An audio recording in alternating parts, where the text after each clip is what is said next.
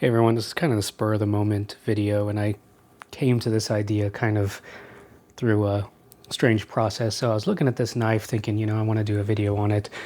And so this is clearly, as you can see, modeled after some Native American decoratage, right?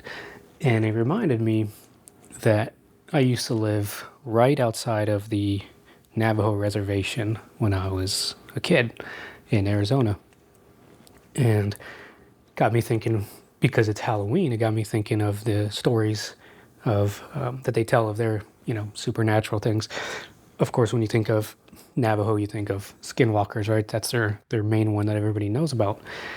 And at least back in those days, when somebody told you about living on the reservation or having family that lived on the reservation, nobody questioned the fact that there were skinwalkers. It was just a matter of fact. So they had all of their stories about when they would stay with family on the reservation and all the crazy things that would happen out there. And everybody just accepted it. It was never questioned that skinwalkers were real or not. Of course they were. And I'm not qualified to talk about skinwalkers, but that reminded me of my own ghost story. And I thought, well, it's Halloween. I'll make a Halloween themed video. Why not? And I'll kind of tie this knife in with it.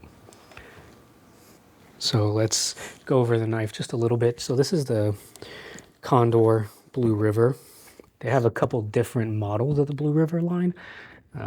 This one is the smaller one. I think they have a much bigger one. It's more of a chopper, but this is more of a, standard, I guess you would call it bushcraft or normal use knife. I'm not a big bushcrafter. I don't claim to be, so for me, it's not really a bushcraft knife. But I wanted something that I could carry openly on the belt that just kind of looked good. I have kind of the tactical knives. I have kind of the scarier looking knives. But I wanted something that just kind of looks good. And I really, really like this knife. I did shorten this. This thing was super long. I shortened it just enough so that when it's inside the sheath, I can get a grip. And this bead actually helps me pull it, so I can pull it out by the little leather thong here.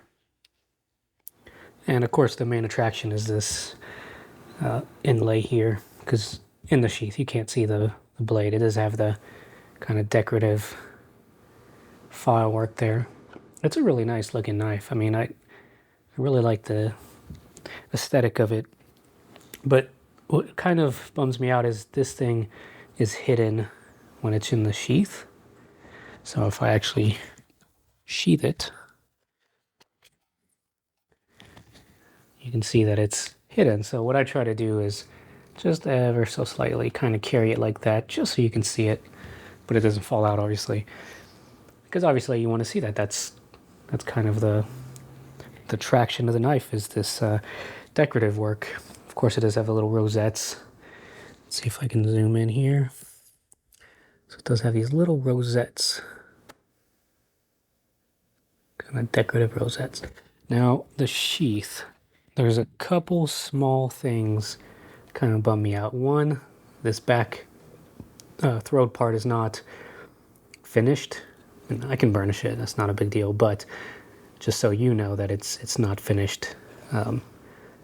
Which is kind of strange because they burnished the main edge. They just, for some reason, didn't bother doing this.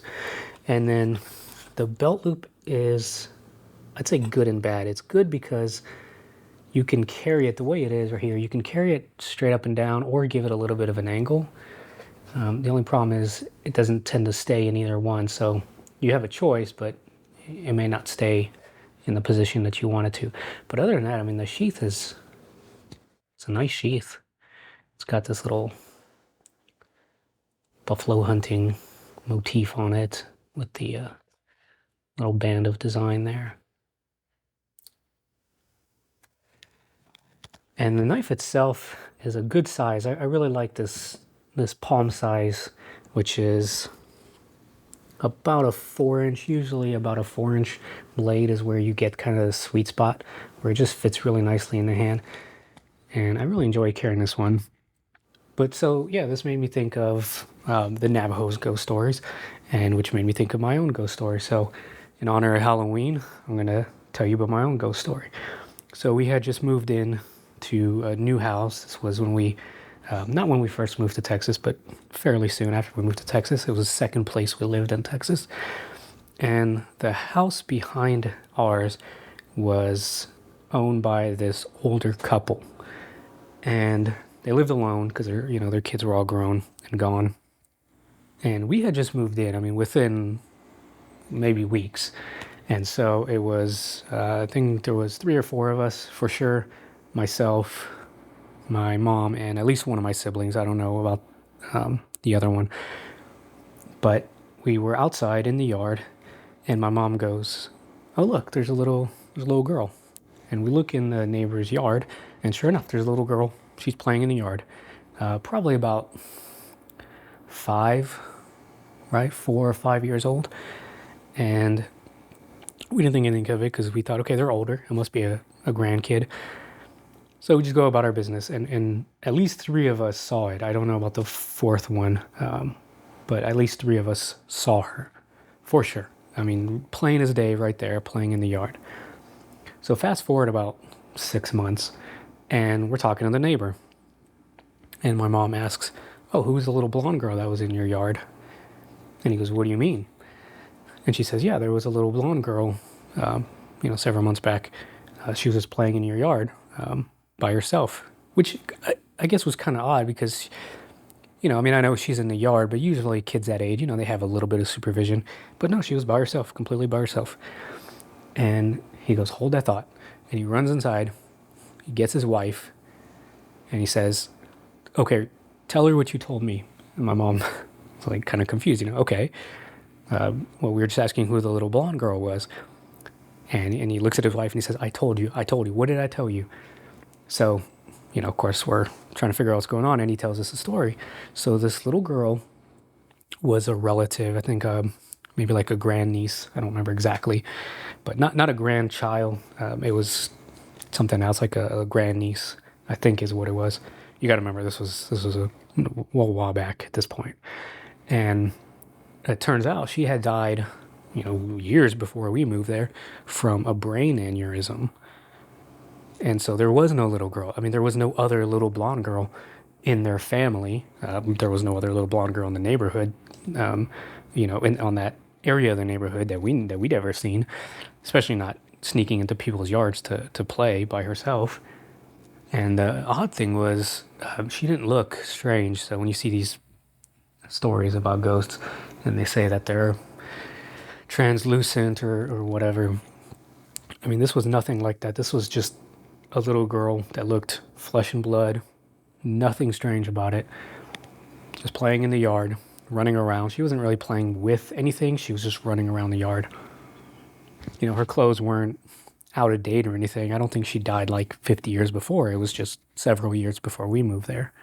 And it makes you wonder how many ghosts maybe you've seen if you can't tell that they're a ghost, because none of us would ever have guessed that there was something strange about this little girl, other than obviously the family member had told us that she had died before we ever moved there. So there's no way we could have seen her or seen a picture of her. We'd never been inside their house and seen the pictures on their wall. So just think about that this Halloween, that you might have seen a ghost. You might have seen multiple ghosts, and you may not even know it because apparently they show up as normal people sometimes. So there you go. Just a fun video. I wanted to do something for Halloween, and I wanted to also show you this really cool knife. I'll probably do a better video about it, but I just like the way it tied into this Halloween story. So think of it as an intro, I guess. All right, happy Halloween, guys.